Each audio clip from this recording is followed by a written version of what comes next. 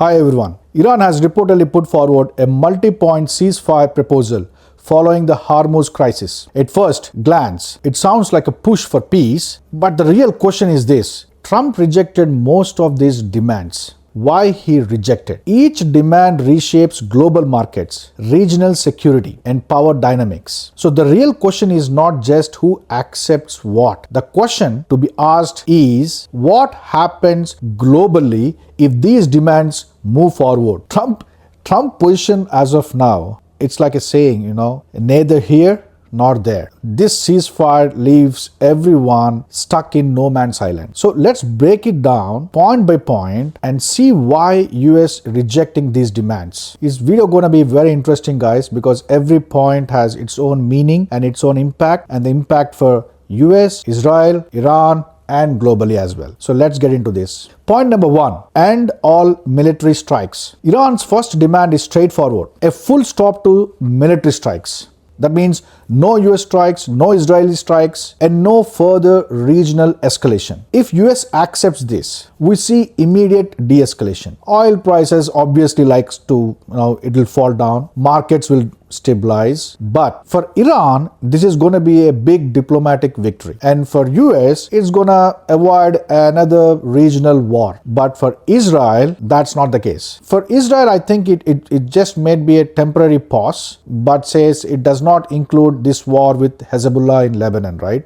In other words, Israel agrees publicly while continuing these operations under the definition of self-defense. And I stand with Israel on this statement because it's very important for them. I mean, they always believe that there is a threat for their country from Iran's proxy, Houthis, Hamas, Hezbollah, all these different malicious groups, which we all know about that.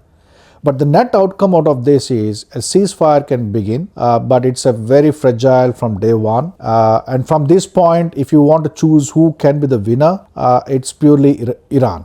Let's get on to the point number 2. Reopen the Strait of Hormuz. Iran wants shipping to resume through the Strait of Hormuz. But under Iranian security guarantees and monitoring mechanisms, it can influence. And this is a massive demand. And if US accepts or Trump accepts, for him, this is going to be a suicidal to his power. Oil flows resume because of this acceptance. Markets will calm down. Global shipping stabilizes. Shipping insurance will also drop. Energy market stabilizes. But strategically, Iran gains leverage over a choke point that handles roughly 20% of the world's oil supply. And that's huge. And what would be the Israel's reaction on this? Israel is deeply skeptical. It fears Iran could use Hormuz as a long-term political pressure. It is not just for Israel, guys. This is a global risk. They can do anything, anytime. They can close Hormuz for any reason. And of course, it's an international, land. It does not belongs to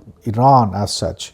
So this point, again, I would say Iran is a straight winner if US accepts this point. Now, point number 3. Sanctions relief. Iran is reportedly demanding economic sanctions to be eased, restored banking access, and permission to increase oil's exports. And if US accepts, he's putting his career on the paper. Not only him, but also even for the JD Vance too.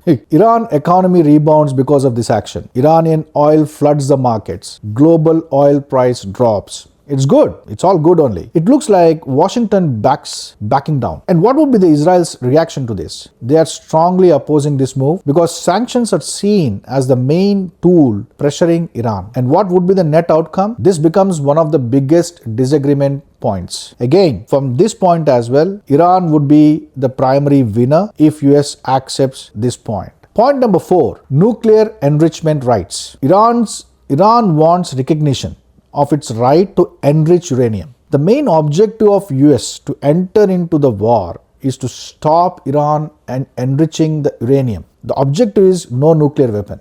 But this without forced dismantlement and under negotiated restrictions. Reports also suggest wordings like acceptance of enrichment appears in Iran's proposal. And if Trump accepts this point, this will mark as a major power shift. Decades of US nuclear policy change. Iran maintains advanced nuclear capability, and this Israel never likes. For them, this is a red line. Israel views a nuclear capable Iran as an existential threat. And this is not from now, it's been more than 10 to 40 decades they're fighting for this. And what is the net outcome of this? The issue alone could break the ceasefire entirely and leads to escalation again. So from this point 4, I would again give Iran as the winner. Point 5 is reduce US military presence. Iran also wants fewer US bases, lower American military presence across the Gulf, Middle East, across the region. And if this been accepted, Iran's regional influence grows. The US footprint comes down. It shrinks. The balance of power shifts. And this Israel becomes more isolated militarily. And there is a very clear strategic win for Iran. That is what they are looking. So till now, from the 5 points, if we see the winner, Iran is way ahead. There is no US or Israel to take anything from it. So there is nothing for US or for Israel. It's all about Iran. And guys, if you find this analysis useful for you, then please do subscribe my channel. It's a huge support and motivation for me to put more effort and bring better content in simple language to all of you. Please don't forget to like and share to others. This video might help many people who wants to know how world politics changes every day. Okay, let's move on to the next 5 points. It's a good scorecard. And I'm sure you will be more surprised once we cover all the 10 points and who is actually the winner of this. Is it Iran, US, Israel? Who? Let's do this. Now for the point 6, US support for Israel. Iran wants the US to reduce military support for Israel. That includes limiting intelligence sharing, restricting joint operations. And I feel here that Iran is now got into so deep that they even checking US core alliance test. So they are literally testing US, how they react to this. It's so funny. And if Trump accepts this, obviously he will not. I know that. He is an ally. US-Israel tensions will spike. Israel is forced to act more independently. Of course it helps Iran. But what would be Israel's reaction on this? Still, Israel will continue operations with or without Washington's backing. Because, as I said before, they feel it an existential threat and they are fighting this war for decades. The net outcome from this point is again the same.